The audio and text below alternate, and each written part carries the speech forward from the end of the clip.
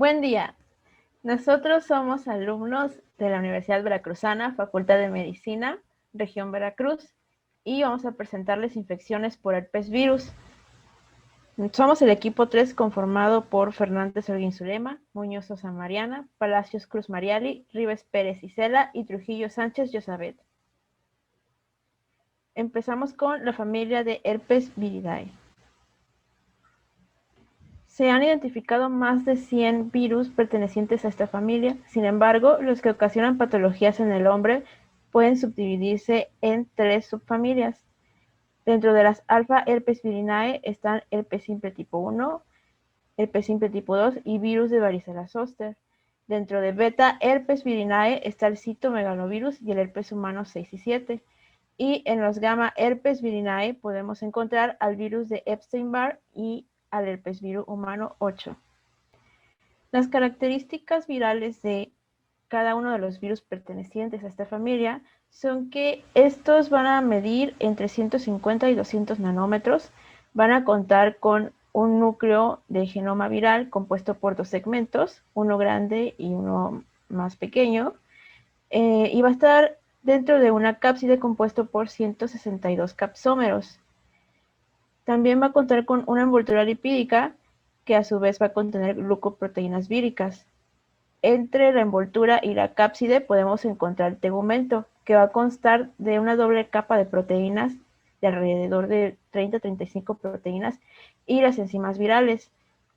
Todos los herpes virus van a contar principalmente con las enzimas timidina sinasa y el ADN polimerasa. Estos son importantes porque los herpes virus van a codificar enzimas que están implicadas en el metabolismo de los ácidos nucleicos, en la síntesis de DNA y en el procesamiento de proteínas. El primer virus de esta familia es el herpes tipo 1, conocido como herpes labial. La palabra herpes viene del griego, que significa arrastrarse o serpentear.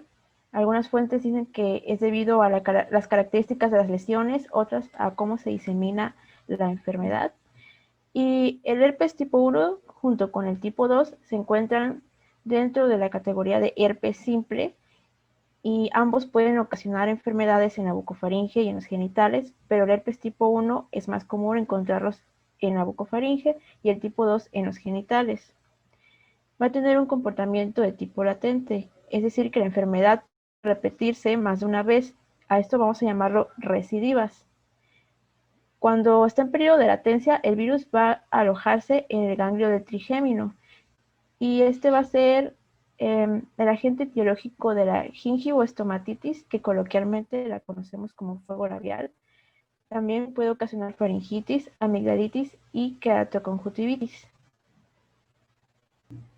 También puede ocasionar cuadros graves y mortales, que son infecciones al sistema nervioso central, como es la encefalitis herpética viral. Encefalitis herpética, que también la podemos llamar encefalitis viral necrosante, y meningitis aséptica. Esto es porque el virus se aloja en el ganglio trigémino y desde ahí puede diseminarse con facilidad hacia el encéfalo, o también al infectar la mucosa de la nasofaringe. Las características virales del virus del herpes tipo 1 son muy parecidas a las que ya mencioné en las características generales de la familia. Como ya mencioné, pertenece a la subfamilia alfa herpes virinae. Tiene un ADN doble hélice envuelto en una cápside icosaédrica con 162 capsómeros. Va a tener una capa amorfa de proteínas rodeando esta cápside, la cual está compuesta tanto por proteínas y enzimas virales. Y por último, una envoltura lipídica que va a tener glucoproteínas que le sirven de unión a las células. Este virus va a transcribir su genoma y a sintetizar proteínas a través de 3 fases. En la primera fase va a expresar genes pretempranos que codifican proteínas que van a regular la transcripción. En la segunda fase se van a expresar genes tempranos que van a codificar proteínas virales como la polimerasa viral y factores de transcripción para poder sintetizar DNA. En la tercera fase van a expresarse genes tardíos que codifican proteínas estructurales. Durante el periodo de latencia, los genes que se van a transcribir van a ser los pretempranos, y durante una lisis celular se van a hacer la transcripción de los genes de las tres fases. En cuanto a su epidemiología, este es un virus cosmopolita, contacto con una persona infectada cuando ésta tiene eh, lesiones en la piel, lesiones activas. Son las vesículas que contienen líquido y este es el que puede infectar a otras personas. Si las lesiones se encuentran en la boca, dentro de la boca, entonces puede infectarse mediante secreciones como la saliva al compartir cubiertos o cepillos de dientes, por ejemplo. El humano es el único reservorio que se conoce de este virus y se sabe que al menos el 30% de la población mundial se encuentra infectada y tiene manifestaciones clínicas de forma recurrente. Esta es una infección que comienza de forma temprana en los primeros años de la vida y va aumentando, de modo que la seroconversión, es decir, los anticuerpos en la sangre, son altos en los adolescentes.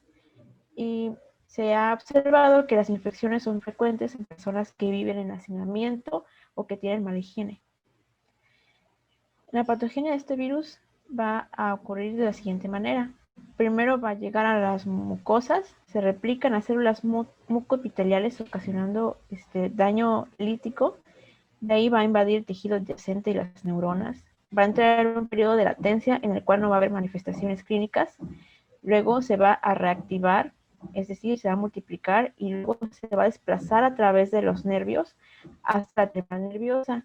Cuando el virus llega a la terminal nerviosa y tiene contacto con las mucosas o con la piel, entonces va a suceder una infección primaria en la cual se va a manifestar una lesión. Después, el virus se va a establecer en los ganglios nerviosos. En el caso del herpes tipo 1 se establece en el ganglio del trigémino. Y a partir de ahí, cada vez que haya un estímulo apropiado, por ejemplo, estrés, el virus va a reactivarse y va a manifestarse en la piel, lo que llamamos una infección recurrente. La respuesta inmune va a tener presencia de linfocitos T citotóxicos, linfocitos T, CD8 y CD4 e inmunoglobulinas M y G.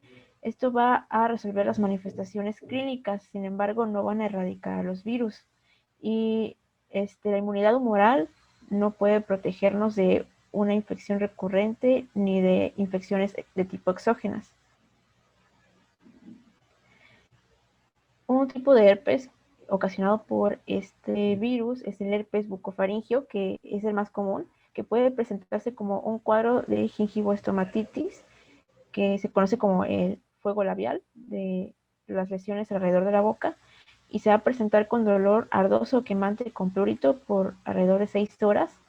Posteriormente van a aparecer de 3 a 5 vesículas en los bordes de los labios o en la piel, y 3 a 4 días después las lesiones se van a romper, se van a ulcerar y luego se van a encostrar. Después de un tiempo van a involucionar y sanarán. Otra forma de herpes bucofaringio son las formas herpéticas de localización bucal y faringea. Esta tiene un periodo de incubación entre 4 y 5 días y se presenta con fiebre, malestar en la faringe y lesiones vesiculares, que son las lesiones típicas del herpes. Posteriormente, las lesiones van a evolucionar a úlceras poco profundas con una base eritematosa. También puede presentarse edema, hiporexia, malestar general, disfagia y crecimiento de los ganglios cervicales. Este brote tiene una duración aproximada de entre 2 a 3 semanas. Generalmente puede hacerse un diagnóstico con las puras manifestaciones clínicas sin problema, pero cuando es una infección atípica o sistémica se requieren de otros métodos de diagnóstico. Uno de ellos es el frotis de Sack, en el cual se hace un estudio del material obtenido de lesiones cutáneas o lesiones oculares, como raspado de la mucosa bucal o muestras de las vesículas o de las úlceras, etc. Luego se van a teñir con la tinción de Wright o tinción de Giemsa. Al observarlas en el microscopio se pueden ver células gigantes multinucleadas con inclusiones nucleares de Crowdy. Aunque se identifican como células gigantes, en realidad son muchas células que están fusionadas. Otra forma de diagnosticarlo es por medio de la inoculación del virus en cultivos celulares, como en células Vero o en fibroblastos de prepucio humano, o también a través de microscopía electrónica. Se pueden detectar infecciones primarias a través de la detección de anticuerpos o los antígenos del virus, a través de la inmunofluorescencia o la prueba de ELISA. Sin embargo, esto no nos va a ser útil si el virus está en periodo de latencia. Y por último, la mejor forma de identificar este virus es identificar su ADN a través de la prueba de PCR. El tratamiento de este virus puede ser de dos formas, puede ser farmacológico o tópico. El tratamiento farmacológico se ha utilizado hidroxuridina, citosina, arabinosida, aciclovir, fanciclovir y valaciclovir. El aciclovir es el que normalmente se usa con más frecuencia porque se ha observado que al usarlo las lesiones involucionan de forma más rápida. En cuanto al tratamiento tópico, se utiliza hidroxuridina oftálmica, aciclovir y ácido glicirricínico. Estos van a reducir el tiempo de las manifestaciones clínicas durante un brote herpético. Sin embargo, el tratamiento no va a erradicar el virus que se encuentra en los ganglios, pero lo que hace es reducir su reactivación y su replicación. Actualmente no hay una vacuna. Sin embargo, la mejor forma de poder prevenir estas infecciones es evitando contactos cuando se tenga presente una lesión activa o también una resolución rápida del parto de menos de 4 horas después de la rotura de membranas si es que la madre está infectada. Sin embargo, si tiene lesiones activas en el canal del parto, entonces se tiene que hacer una cesárea. Recordemos que este virus, junto con el herpes tipo 2, puede afectar tanto mucosas bucofaringeas como genitales. Otra forma es el lavado de manos después de manipular cualquier tipo de lesión herpética. Acerca del herpes tipo 2, que es el causante principalmente del herpes genital.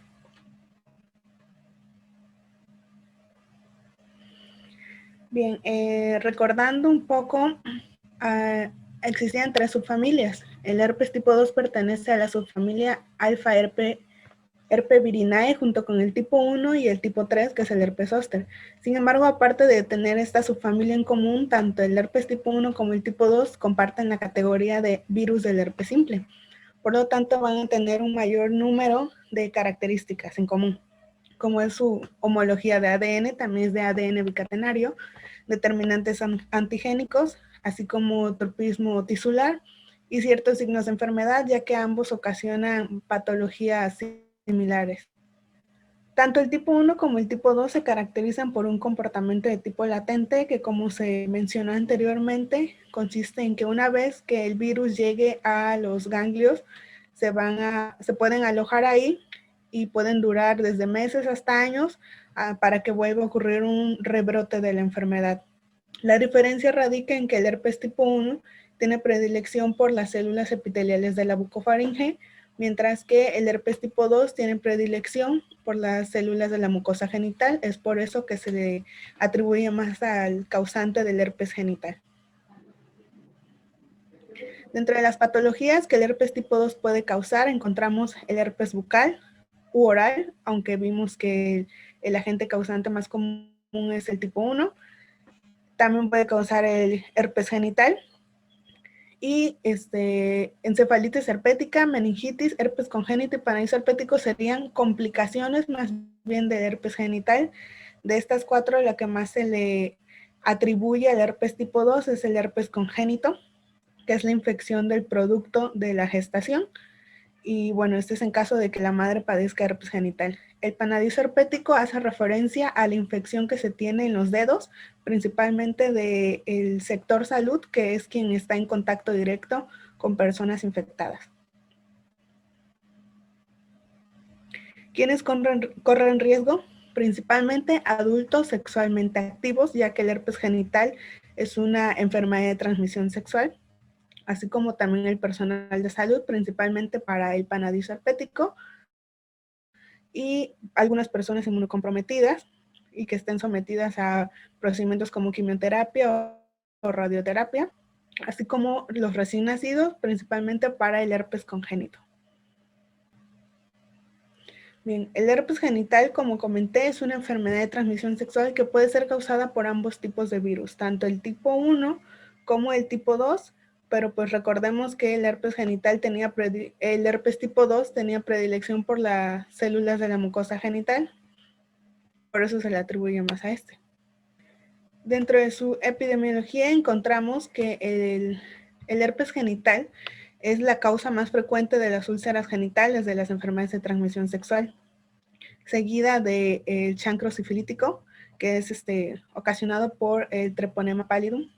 Y bueno, dentro de sus mecanismos de transmisión encontramos que el principal es por actividad sexual, principalmente con múltiples parejas, así como contacto con genitales, lesiones o secreciones de los genitales en personas infectadas. Bien, el herpes tipo 2 también comparte similitud en la patogenia con el tipo 1, en sí son pocas las diferencias que existen, y como tal, el ciclo vicioso del virus comienza cuando este tiene contacto con la mucosa genital, y bueno, la replicación del virus se da en las células de las epidermis. Posteriormente, este virus penetra en las terminaciones cutáneas de los nervios sensitivos, y de aquí hay un transporte axónico hacia los núcleos de los ganglios sacros, que esta es la gran diferencia con el herpes oral y el herpes genital, ya que recordando, el herpes oral se transportaba hacia los núcleos de los ganglios trigeminales y de los ganglios sacros. Y ya aquí se puede replicar o permanecer en periodo de latencia. Y si permanece en su periodo de latencia, meses después o años después, puede haber una reactivación. Esta reactivación requiere de ciertos factores que la predisponen, como pueden ser mecanismos de estrés, ciertos fármacos, procesos inmunosupresores. Y bueno, ya una vez que se reactiva el virus, desciende del nervio sensitivo al dermatoma inicialmente infectado, y pues aquí ocurre nuevamente una replicación en las células epidérmicas, y puede ocurrir una excreción asintomática de los genitales o manifestaciones clínicas. Las manifestaciones clínicas que ocasiona el herpes tipo 2 a nivel genital varían en función de acuerdo al sexo, la edad, el estado inmunitario del paciente y si ya ha tenido o no una exposición previa al virus. En las mujeres va a manifestarse como vulvovaginitis, que es la inflamación de la vulva, cervicovaginitis, y van a formar vesículas que van a evolucionar a úlceras planas y se van a encontrar principalmente en la mucosa vaginal, el cuello uterino y la piel de la vulva. En el caso de los hombres también se presentan las mismas lesiones, vesículas que evolucionan a úlceras planas, pero a nivel de la mucosa o la piel del pene. Estas lesiones pueden tener una duración que va desde algunos días hasta 10 días. Pueden evolucionar a costras, las cuales pueden desaparecer y meses o semanas después vuelven a reaparecer, y esto da origen a las lesiones en un nuevo brote. También las manifestaciones clínicas se pueden presentar de tipo sensitivo, lo que abarca disestesias e hiperestesias, que son los que dan esta sensación de entumecimiento u hormigueo en la región de los glúteos, los muslos o del escroto. Las manifestaciones clínicas se pueden presentar en dos tipos de episodios. Uno, el brote herpético primario, que es cuando no se ha tenido predisposición anteriormente al virus, es decir, el virus está atacando por primera vez, y el brote herpético secundario. En el brote herpético primario, entre el 7 y el 50% de los casos está ocasionado por el herpes tipo 1, mientras que en su mayoría, que es del 50 al 93%, por el tipo 2, tienen un periodo de incubación de 4 días con un promedio de 2 a 12 días, y las lesiones generalmente vienen precedidas, es decir, antes que aparezcan las lesiones va a haber una fase prodrómica, lo que abarcaría fiebre, malestar general, dolores de cabeza, así como dolores musculares. En cuanto al brote herpético secundario, el 80 al 90% de los casos también está causado en su mayoría por el herpes tipo 2 y solo un 20% por el tipo 1. Y estas manifestaciones clínicas en el brote secundario son menos graves, son de menor duración y producen menos complicaciones. Las complicaciones que se producen por el brote herpético primario pueden ser tanto a nivel del sistema nervioso como una meningitis aséptica, pueden ocasionar disuria, que es la dificultad al orinar, el dolor al orinar, crecimiento de ganglios linfáticos inguinales, así como síndrome de retención urinario, principalmente en las pacientes femeninas, así como neuralgias y radiculomielitis sacra. También se puede presentar proctitis, que es la inflamación del revestimiento del recto, y esto se da en aquellas personas que tienden a practicar relaciones sexuales por vía anal. Como comenté, las complicaciones que conlleva el brote herpético secundario tienden a ser menos que las que conlleva el tipo primario. Y estas pueden ser hepatitis, coagulopatía intravascular, también puede haber afección a nivel del sistema nervioso como encefalitis y algunas formas cutáneas generalizadas. Para comenzar con un tratamiento empírico precoz, basta con un diagnóstico clínico, esto evaluando las características de las úlceras, aunque pues también se puede hacer un diagnóstico con pruebas de laboratorio, como incluye frotis de sangre y un cultivo viral, principalmente en células Vero o tejido de fibroblastos de prepucio humano. Y también se pueden hacer ciertas pruebas serológicas, como son la inmunofluorescencia directa, indirecta, el análisis o la prueba de inmunoabsorción enzimática, que es ELISA, y la reacción en cadena de polimerasa. Que bueno, esta última, la PCR, puede detectar simultáneamente varios microorganismos patógenos que son causantes de úlceras genitales. Son tres microorganismos principales los que causan úlceras genitales, y bueno, el orden en el que irían sería el herpes tipo 2, posteriormente Treponema pallidum, que es el causante de la sífilis, y el tercero sería Haemophilus ducreyi, que es el agente causante del chancroides. La diferencia va a estar en las características que van a tener las células de las úlceras que produzcan cada una de estas. En el caso de herpes tipo 2, vamos a ver que van a ser vesículas múltiples, pequeñas y agrupadas, que van a evolucionar a úlceras planas. Generalmente son dolorosas, a diferencia de las que producen la sífilis, que bueno, estas es una úlcera única, es indurada y generalmente no duele, están bien delimitadas. Y las que producen el chancroide pueden ser únicas o pueden ser varias, pero no están bien limitadas, sus bordes son irregulares, pueden secretar material purulento y son dolorosas también. En la imagen podemos apreciar las diferencias de cada una de las úlceras. En el caso del chancro duro, que es el que causa la sífilis, pues vemos que está bien limitado a sus bordes y pues estas no van a ser dolorosas, a diferencia del chancro blando, que bueno, tienden a ser un poquito más grandes, pueden ser únicas o múltiples y sus bordes están irregulares y secretan material purulento, estas duelen. Y las del herpes, pues es clara la diferencia porque son más pequeñas y están como que agrupadas. En lo que respecta al tratamiento, los antivirales sistémicos son los de elección y por vía oral. No se recomiendan los de por vía tópica porque generalmente pueden suscitar resistencia. Y bueno, de los que se utilizan más son el aciclovir en una dosis de 400 miligramos cada 8 horas durante 7 a 10 días. También se puede hacer uso del famciclovir de 250 miligramos cada 8 horas. Valaciclovir de 1 gramo cada 12 horas durante 7 a 10 días. Estos acortan la replicación viral y pueden disminuir los síntomas también, así como en la duración de las lesiones. Bien, dentro de la prevención para el herpes genital tenemos que, bueno, al ser una enfermedad de transmisión sexual, la prevención principal sería en utilizar condones para evitar el contagio por el contacto sexual, así como el lavado rutinario de manos del personal de salud, un lavado enérgico también de las mismas después de la manipulación de lesiones herpéticas.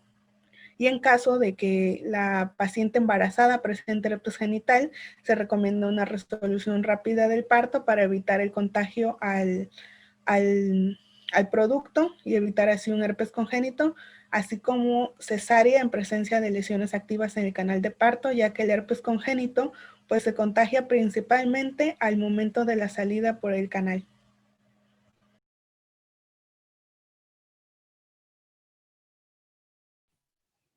El tercer tipo de virus de herpes que vamos a ver es el varicela zoster. En cuanto a su taxonomía, este pertenece al dominio Duplotnaviria, al grupo 1, al orden herpes virales, a la familia Herpes viridae, al género Varicelovirus, la especie Human Herpes Virus 3. De acuerdo a sus características, tiene un tamaño aproximado de 150 a 200 nanómetros de diámetro, tiene un DNA de doble hélice y una cápside con aproximadamente 162 capsómeros. Tiene simetría icosaédrica, envoltura proveniente de las membranas celulares del huésped. Solo posee un serotipo y tiene una replicación en el núcleo de la célula.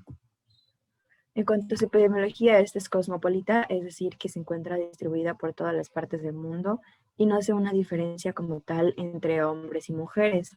De acuerdo a su incidencia en las estaciones del año, en el caso de la varicela, es más frecuente en invierno y en primavera, y en el herpes zóster no tiene una estación como tal. Su transmisión es de persona a persona, por lo que muy frecuentemente puede ocasionar infecciones familiares o grupales. Esta transmisión puede ocurrir no solo a través de las secreciones de las vías aéreas, sino también por el contacto con las lesiones ulcerosas que se crean tanto en la varicela como en el herpes zóster. Y en cuanto a las edades, la varicela es más frecuente que se presente en edades pediátricas y el herpes zóster en adultos maduros o la tercera edad. Sin embargo, no libra a los niños que les den en edades tempranas. En cuanto a su patogenia, estas al llegar invaden a las células del sistema fagocítico mononuclear. Posteriormente se empiezan a replicar de manera rápida y generan una viremia temprana, es decir, que llegan a nivel de la sangre. Luego invaden la piel, se instalan, se replican y generan lesiones cutáneas, las cuales pueden ser máculas, pápulas, vesículas y úlceras. Y finalmente llegan a la sangre y producen otra viremia. Este ciclo se inicia y termina constantemente, por lo que es frecuente que también se den las viremias muchas veces. La varicela tiene un periodo de incubación de 15 días y cuenta con un periodo prodómico inadvertido. Los adultos tiene un periodo prodómico aproximado de 2 días, en el que además de las lesiones exantemáticas presenta malestar general y fiebre. Y en cuanto al periodo exantemático para todos, pues se basa en la presentación de las lesiones que se dan con mayor frecuencia en el tronco y en la cabeza. Estas comienzan como máculas con prurito leve, que luego evolucionan a vesículas con prurito intenso, posteriormente pasan a ser ulceraciones y finalmente se vuelven costras, además de presentar la fiebre y la leucopenia. Las complicaciones de la varicela es la traumatización de las lesiones. Por eso se recomienda a los pacientes que no rasquen las heridas que se generan, porque en ellas pueden entrar bacterias y puede ocasionar una segunda infección, además de la varicela. También está la varicela hemorrágica, que es cuando las lesiones ocurren a un nivel más profundo y los tejidos sangran. La invasión al sistema nervioso central, donde se caracteriza por ataxia cerebelosa, que es la incapacidad que tiene el paciente para poder asociar los movimientos, por lo que, como se ve en la imagen, caminan de una manera un poco descoordinada. También puede presentarse meningitis, mielitis transversa, encefalitis, entre otras. Y la invasión a otros sitios, por ejemplo, el riñón, donde causa nefritis, las articulaciones, donde genera artritis, el corazón, que se puede presentar miocarditis o pericarditis, el páncreas, pancreatitis, la sangre, las viremias y los testículos, en donde se puede presentar la orquitis. En cuanto a la varicela del recién nacido, esta es posible debido a que la madre se puede infectar durante las primeras etapas del embarazo. Y en este caso se caracteriza por estas manifestaciones clínicas, que son las lesiones cutáneas de varicela, la retinocoroiditis, que es la inflamación de la retina y la coroides, el nistagmo, que es el movimiento involuntario de los ojos, atrofia cortical cerebral, retraso mental, cataratas congénitas, microoftalmia, que es cuando los ojos del bebé son muy chiquitos, y las lesiones cutáneas cicatriciales. La otra patología que es generada por este virus es el herpes zóster. El herpes zóster se ocasiona como una reactivación de la varicela en su etapa infantil o ya sea también de grandes. La varicela es muy frecuente en personas de la tercera edad y en aquellas personas donde existe una inmunodepresión como el cáncer, el consumo de opioides y demás. Generalmente causa un daño neurológico y dermatológico. Esto es porque invade zonas específicas de la piel a las cuales se les denomina dermatomas, por lo que su dolor y su presencia de las lesiones es muy focalizado. Tiene una inervación específica. El cuadro clínico del herpes zóster abarca primero el dolor, que empieza como un dolor ardoso e intenso. Este se manifiesta en los pacientes como si los pincharan con una aguja ardiente. Posteriormente pasa a la etapa vesicular, en donde aparece una zona eritematosa que causa necrosis y posteriormente ulceración. Y ante esta enfermedad hay un compromiso recidivante, es decir, que la enfermedad puede regresar más de una vez, por lo que es normal que se presente de 2 a 3 episodios al año. En cuanto a su duración, generalmente dura 2 semanas. Sin embargo, en el caso de personas inmunocomprometidas, puede durar desde 4 hasta 6 semanas. Y bueno, aquí se presentan las lesiones características. Estas se dice que se presentan en forma de racimo de uvas, como podemos ver en la imagen de abajo, en la porción del medio.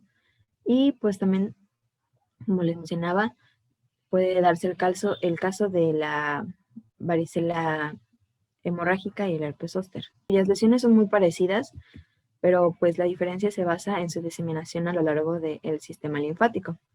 Las complicaciones de los zóster es neuritis posérpica, que puede persistir durante meses o años y son el resultado de la replicación mínima del ganglio. Estas pasan a afectar a nivel del nervio trigémino y ante esta afección va a hacer que el paciente presente parálisis facial, queratitis, uveitis, iridociclitis, glaucoma, panendoftalmitis, mielitis transversa y encefalitis. Para el diagnóstico tenemos que puede ser en su mayoría clínico, sin embargo no se descarta la prueba de sangre. Esta se dice que tiene mucha utilidad, sin embargo muchas veces no hace la diferencia entre los distintos tipos, si se trata de una varicela o de herpes zóster.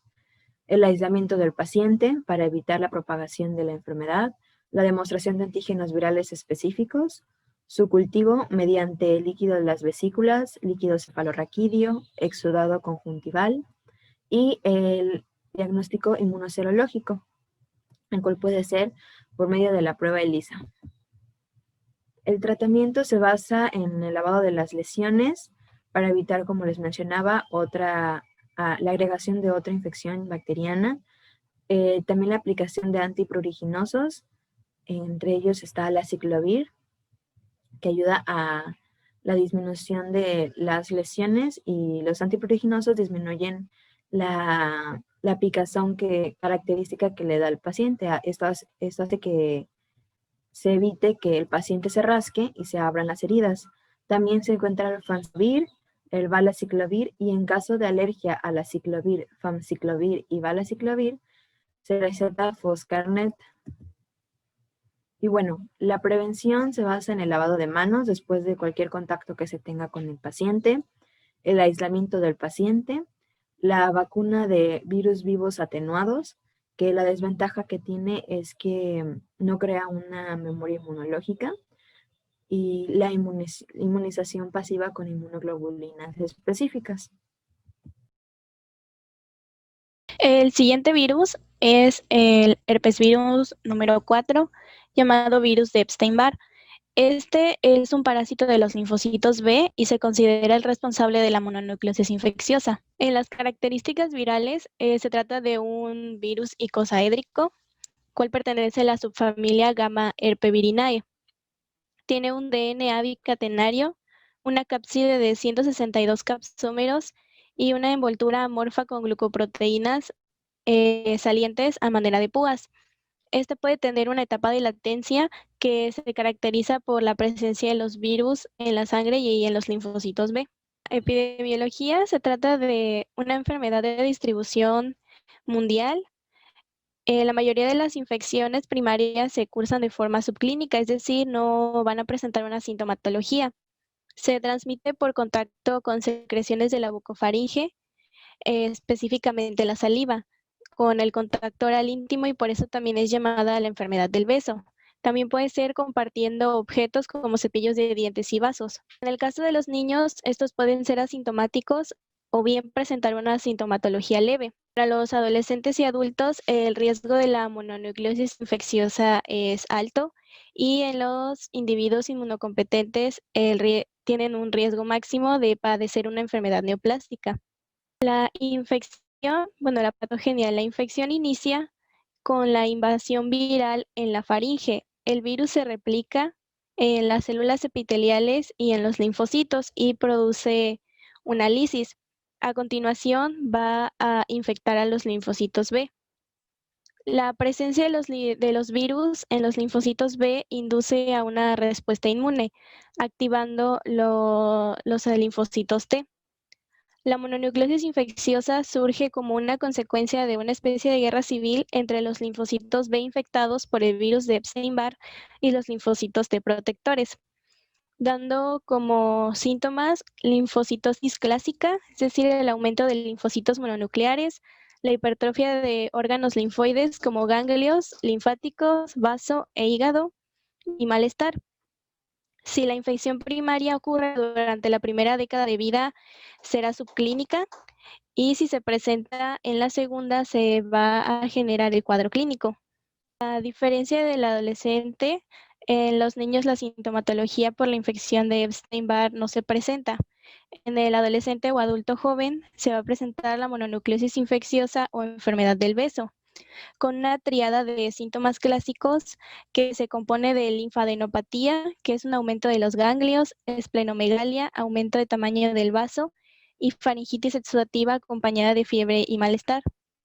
A menudo también se puede presentar hepatoesplenomegalia, aumento del tamaño del hígado y el vaso, un exantema de tipo maculopapular y fatiga, que es una principal sintomatología en individuos aquejados de mononucleosis infecciosa.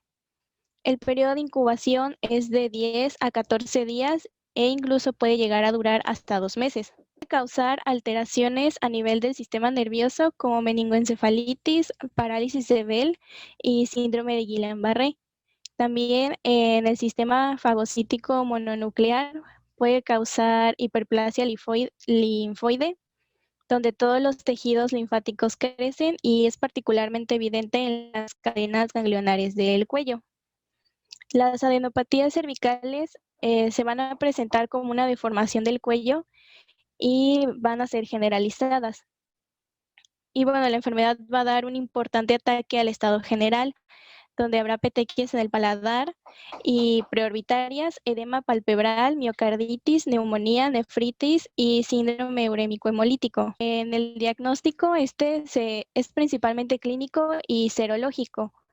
También se puede realizar hemograma o anticuerpos heterófilos. En el clínico, este se realiza por la tríada de síntomas característicos, la linfadenopatía, la esplenomegalia y la faringitis exudativa.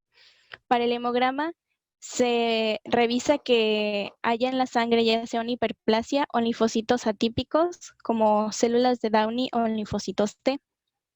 En los anticuerpos heterófilos es la búsqueda de aglutininas heterófilas por inmunofluorescencia. Estos anticuerpos heterófilos se forman cuando se da esta guerra civil entre los linfocitos T y el linfocito B infectado por el virus de Epstein-Barr. Y la serología, en esta se tiene que buscar que se encuentra el anticuerpo IgM del virus. Para el tratamiento de las formas agudas, este es principalmente sintomático, es decir, para la fiebre y procesos inflamatorios. También se debe incrementar la cantidad de líquidos y llevar una dieta adecuada. Como tal, no existe ningún tratamiento ni vacuna eficaz para la enfermedad provocada por el virus de Epstein-Barr. Sin embargo, la infección genera una inmunidad que se mantiene a lo largo de toda la vida. Por ello, la mejor forma de prevenir la mononucleosis infecciosa es el contacto con el virus durante los primeros años de vida. El siguiente virus es el herpesvirus 5 citomegalovirus. El citomegalovirus es un patógeno humano habitual que infecta aproximadamente al 1% de los recién nacidos y al menos el 50 al 80% de los adultos que llegan a la edad de 40 años. Se encuentra ampliamente diseminado en el mundo al grado de que la mayoría de individuos adultos han sido infectados, aunque sea una vez en la vida, sin que desarrollaran manifestaciones clínicas, ya que este virus se adapta muy bien a su huésped humano siempre que éste se encuentre inmunológicamente apto. Por ello es que las formas clínicas de la enfermedad citomegálica se pueden observar en diferentes grados de inmunocompromiso. Este además es la causa vírica más frecuente de anomalías congénitas y es capaz de infectar al producto antes del nacimiento. En las características víricas, se trata de un virus grande de 180 a 200 nanómetros, icosaédricos con cápside de 162 capsómeros hexagonales, DNA bicatenario y una envoltoide. También cuenta con una célula infectada, tiene una aparición de una gran inclusión nuclear, la cual se encuentra rodeada de una aureola que se ha llamado aspecto de ojo de lechuza. En la epidemiología, la infección citomegálica se puede presentar en el 50% de los adultos y del 0.5 al 5% de los recién nacidos. Es de distribución mundial y no tiene una incidencia estacional. Incluso se puede presentar antes del nacimiento, por lo que no tiene una edad específica en la que dé. La transmisión es oral y sexual en transfusiones de sangre, trasplantes de tejido o dentro del útero. Y cuando tiende a ser asintomática, pero a pesar de esto, los individuos sí son capaces de transmitir el virus. Y la infección puede ser intrauterina, perinatal y postnatal. En el recién nacido se presenta una transmisión transplacentaria o infección intrauterina. En el lactante o niño, secreciones corporales que pueden ser en el canal del parto o por medio de la leche materna o calostro. En el adulto, la transmisión es por vía sexual, específicamente el semen, transmisiones de sangre, trasplante de órganos o la saliva. La patogenia. Una vez que el organismo ingresa, se replica en diferentes tejidos, como puede ser el pulmón, hígado, esófago, colon, riñón, entre otros. Este invade y se replica en las células de defensa como los leucocitos polimorfonucleares, monocitos, linfocitos T, CD4, CD8 y linfocitos B. Y se disemina en el organismo, causa lisis y dependiendo de la carga viral, va a presentar casos asintomáticos si esta es baja o va a producir enfermedad si la carga viral es moderada o alta. De acuerdo al momento en el que se dé la enfermedad y el mecanismo de transmisión, el citomegalovirus se va a clasificar en un adulto sano, va a ser un portador asintomático y muy rara vez va a presentar un cuadro clínico. En el recién nacido, la enfermedad de inclusión citomegálica y en pacientes inmunodeprimidos, enfermedad sintomática multisona. La infección congénita tiene signos que pueden ser los siguientes: una talla pequeña, trombocitopenia, microcefalia, calcificación intracerebral, ictericia, hepatoesplenomegalia y exantema, los cuales conforman la enfermedad de inclusión citomegálica. Algunos recién nacidos que nacen con esta infección citomegálica pueden parecer normales al nacimiento, pero muchos de ellos desarrollarán problemas en el sistema nervioso, vaso, hígado, pulmones y miocardio. Como consecuencia de estas alteraciones, el 20% de estos casos morirán durante la infancia y los sobrevivientes tendrán anomalías serias y permanentes. En caso de la infección perinatal, esta no provoca ninguna entidad clínica en los niños sanos que nacieron a término, pero en prematuros se puede dar neumonía y hepatitis. La infección en niños y adultos normalmente es asintomática y cuando se manifiesta tiene formas clínicas variadas. Formas febriles con hepatosplenomegalia, neumonía o esplenomegalia. Y también presentan un síndrome mononucleósico con heterófilos negativos, el cual se asemeja mucho clínicamente a la mononucleosis infecciosa. La diferencia radica en la patogenia, ya que en el caso del síndrome mononucleósico no se va a infectar al linfocito B y por tanto no van a existir anticuerpos heterófilos. El hospedador inmunodeprimido, este es un germen infeccioso oportunista y va a afectar a distintas zonas, por eso es una enfermedad sintomática multizona. Se puede presentar a menudo provocando retinitis, colitis o esofagitis o infección gastrointestinal por el citomegalovirus. También puede dar una afectación pulmonar, neumonía y neumonitis, que si no se trata puede ser grave para el paciente. Para el diagnóstico se puede realizar por medio de histología. La característica histológica distintiva de esta infección es la célula citomegálica, que tiene un cuerpo de inclusión, el cual es el llamado ojo de lechuza.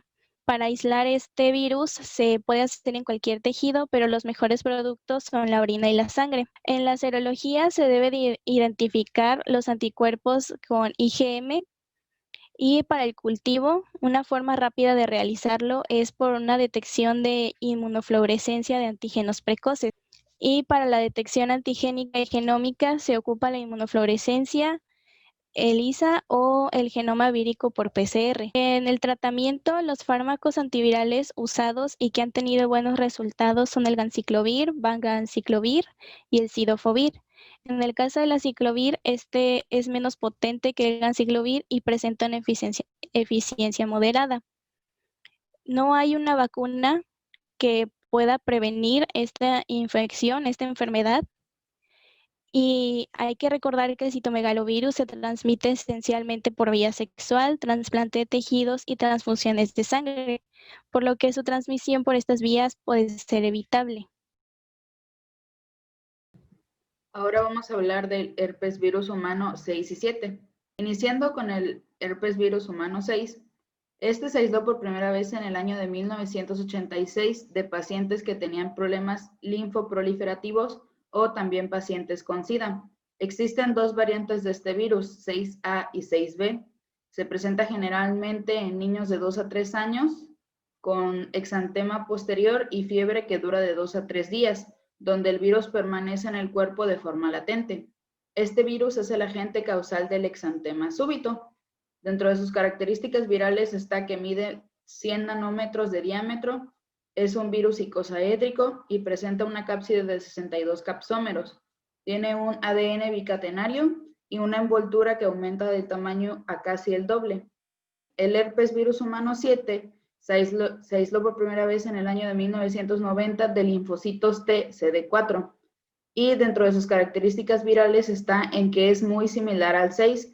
La única diferencia o las únicas diferencias están en que su secuencia de nucleótidos del ADN es diferente, tienen un diferente orden de aminoácidos y tienen una homología del 68%, es decir, que son iguales al 68%.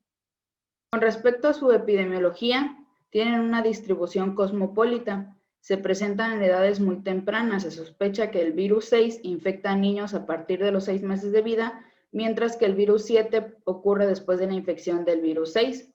Esta es muy común en niños menores de 2 años de edad y se presentan aproximadamente el 90% de ellos. Su medio de transmisión es a través de la saliva y de las secreciones de la faringe, y también se han postulado que la transmisión se puede dar vía intrauterina o perinatal, aunque se da muy poco frecuentemente. Con respecto a su patogenia, actualmente no se han definido los mecanismos por los que este virus produce daño, pero se considera que también afecta por medio de la citólisis y porque este puede ser uno de los mecanismos responsables de la forma aguda de la enfermedad, que es el exantema súbito. Las manifestaciones clínicas. Bueno, como ya he mencionado anteriormente, este virus lo que provoca es el exantema súbito. También se le conoce como Rosolia infantum. Esta es una erupción cutánea. Se presenta en niños entre los 6 y 24 meses de edad. En el caso del herpes virus humano 7 también puede aparecer más tarde y es causa frecuente de un exantema agudo poliomórfico, macular, eritematoso, en placas abarcando rostro y tronco y causa fiebre. Tiene un periodo de incubación de 14 días, presenta fiebre alta solo durante algunos días. El exantema puede aparecer en el tronco, en la cara o en las extremidades. Una vez que baja la fiebre, primero se presenta la fiebre y ya luego se presenta el exantema. Y dentro de las complicaciones más frecuentes que se presentan son las crisis convulsivas febriles, la linfadenitis, la adenitis, encefalitis y el síndrome de fatiga crónica. Además de que la infección es más fácil que se presente si los pacientes han tenido trastornos linfoproliferativos, si ha recibido algún trasplante de órgano o si es portador de VIH. Aquí pueden ver una imagen de cómo se ve el exantema súbito, la linfadenitis, que es la inflamación de los ganglios linfáticos, y la adenitis, que es la inflamación de las glándulas. Los adultos que no la adquieren en la niñez, la infección primaria ocasiona una enfermedad febril limitada que se parece a la mononucleosis infecciosa. Y este puede llegar a desarrollar una neumonía intersticial y encefalitis. En los adultos este es un evento muy raro porque por el elevado porcentaje de infección en la infancia, que es del 90%. Y el herpes virus humano 7 en los adultos se puede asociar también con el lupus eritematoso sistémico, con la neumonía típica, la hepatitis, la esclerosis múltiple, las alteraciones linfáticas y la enfermedad de Kikuchi. Se considera que el herpes virus 6 permanece como una infección crónica en los linfocitos T y crea cierta inmunidad responsable del control de la infección celular, mientras que el herpes virus 7 produce rociola en las personas de más edad, también tiene tropismo en los linfocitos T y en este llega a permanecer latente de por vida. Para realizar el diagnóstico de este virus, se hace un aislamiento de los mismos a partir de linfocitos de la sangre periférica y de la saliva. Este virus en los cultivos desarrolla un efecto citopático con la formación de sincitios, y en el aislamiento del herpes virus 7 se aísla también frecuentemente de la saliva de los individuos que tienen los anticuerpos específicos contra el virus. Se usa la inmunoserología para identificar los anticuerpos específicos de ambos virus, por pruebas como la inmunofluorescencia, la prueba de ELISA, neutralización y radioinmunoanálisis. Y también se estudian el ADN y se realizan pruebas de PCR. Para su tratamiento no hay un tratamiento específico, pero se ha usado contra este virus el ganciclovir, los interferones, el ácido fosfonacético y el ácido fosfonofórmico in vitro. Y para su prevención, así como no hay información acerca del tratamiento y no existe información sobre cómo afecta al cuerpo, tampoco existen vacunas ni recomendaciones generales para este virus. Y ahora el herpes virus humano 8. Este es el asociado con el sarcoma de Kaposi. Este virus, como ya les mencioné, fue aislado recientemente a partir del sarcoma de Kaposi en el año de 1994. Este sarcoma es un cáncer que provoca lesiones en tejidos blandos, provoca lesiones en la piel, en los nódulos linfáticos y membranas mucosas de la boca, nariz y gargantas. Se caracteriza por ciertas manchas de color rojo, morado o café. También se caracteriza por la presencia de un infiltrado inflamatorio a base de macrófagos y linfocitos. Estas son algunas imágenes de cómo se ven las lesiones en la piel. Con respecto a su epidemiología, el sarcoma de Kaposi se observa frecuentemente en los pacientes infectados por el VIH, pero se considera también la existencia de otras dos variantes de este sarcoma, el sarcoma de Kaposi clásico y el sarcoma de Kaposi endémico o africano. El clásico se presenta en el Medio Oriente y Europa Oriental en pacientes masculinos con VIH negativos y también se presenta en pacientes con trasplante de un órgano sólido, mientras que el sarcoma de Kaposi endémico o africano se encuentra en África ecuatorial y del sur y se presenta con mayor frecuencia en pacientes masculinos y este sarcoma su evolución es mucho más progresiva y potencialmente mortal. Tampoco se han identificado los medios de transmisión por los que este virus se transmite, pero se cree que puede ser por medio de la actividad sexual, porque el virus ha sido aislado de muestras de semen, y también se cree que se puede transmitir mediante la cavidad bucal y el esófago. Con respecto a sus medios de transmisión, estos no se han identificado, pero se cree que puede ser por medio de la actividad sexual, dado que el virus se ha aislado de muestras de semen, también de la cavidad bucal, esputo, sangre, secreciones bronquiolvulares por vía transfusional y por el trasplante de órganos sólidos. Con respecto a su patogenia, el virus infecta a los linfocitos B, a los linfocitos indiferenciados, a las células del endotelio vascular y a los fibroblastos perivasculares. Aún no queda claro si lo que causa es una infección oportunista o si solo contribuye al desarrollo del sarcoma de Kaposi. Se sabe que este virus no es exclusivo de esta patología, porque se ha identificado incluso en tejidos que no padecen de esa neoplasia. También se sabe que, como ya mencioné, es un factor para el desarrollo del sarcoma de Kaposi, porque su ácido nucleico se ha identificado en casi todos los casos de este sarcoma. Para su diagnóstico, se usan recursos inmunoserológicos, como lo que son las técnicas de inmunofluorescencia e inmunoblot.